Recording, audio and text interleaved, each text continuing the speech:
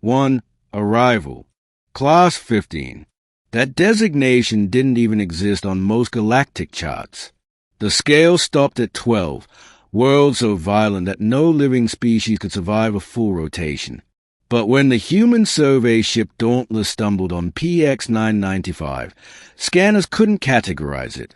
The planet storm-shredded drones in seconds, its gravity-warped orbiting satellites, and yet the readings promised vast resources, metals, rare isotopes, even breathable pockets of atmosphere.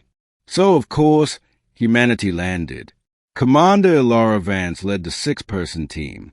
Her orders were simple: observe, sample, survive if possible. The landing craft screamed through blue-white lightning before slamming onto a plateau of obsidian glass. When the hatch opened, wind roared like an animal's breath.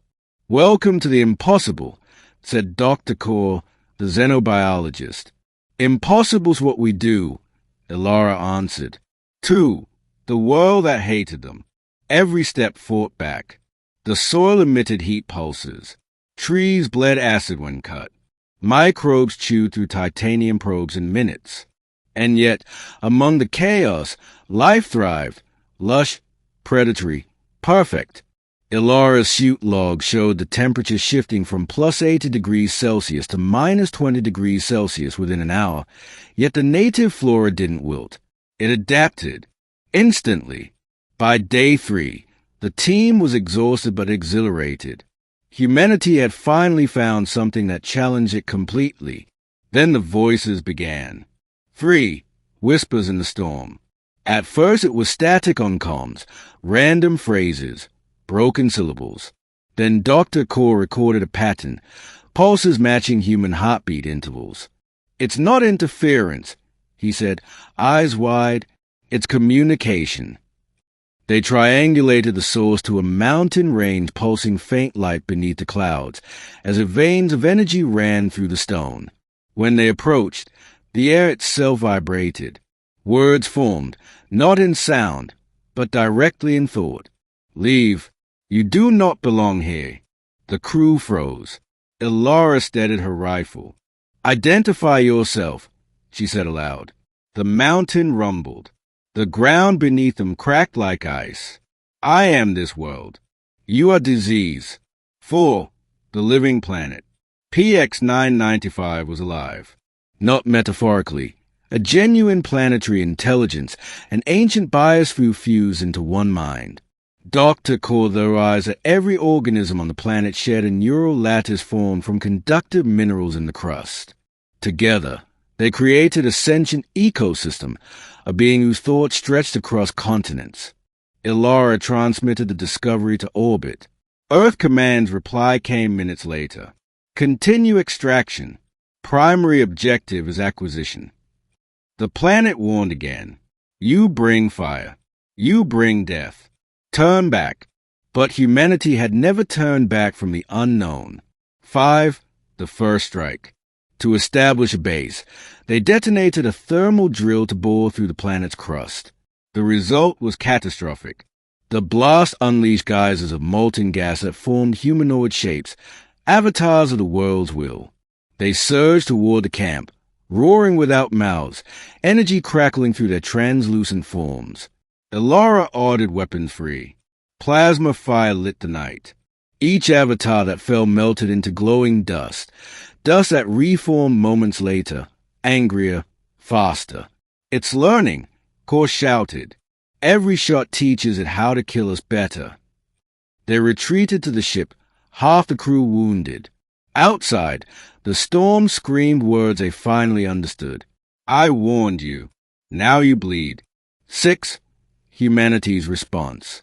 Earth Command dispatched reinforcements. Because if a planet could think, it could be exploited. Within weeks, orbiting fleets surrounded PX 995. The world burned beneath orbital mining beams. Ilara watched from the command deck as cities of crystal, entire biomes, vaporized. "We're destroying a mind," she said quietly. Admiral Rhea replied, "It's a mine full of treasure." Then the planet struck back. It turned its magnetic field into a weapon, flipping polarity and frying navigation arrays. 3 destroyers fell from orbit like meteors. The world's voice thundered in every frequency. I tried to spare you. Leave before I learn your pain. 7. The planet learns fear. The humans didn't leave. They built storm-proof bunkers and scorched miles of terrain. But the planet adapted faster than any species had ever seen. Spore clouds targeted oxygen processors. Groundquakes swallowed vehicles whole. Oceans rose, evaporated, and returned as acid rain. Yet amidst the chaos, Elara noticed something odd. The attacks avoided her specifically. The voice, when it spoke again, sounded almost pleading. You feel. You see. Help me stop them. 8. The choice. Elara was a soldier, bound by orders.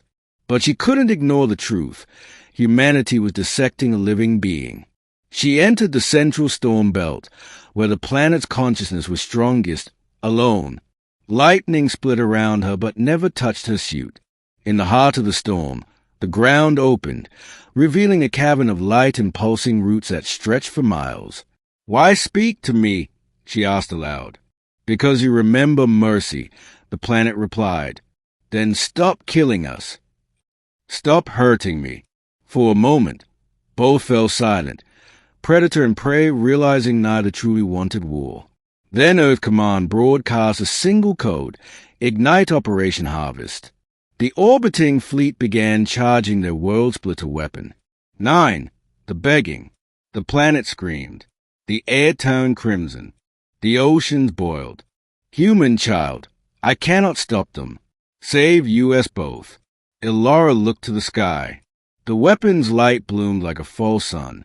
She could do nothing except one impossible thing.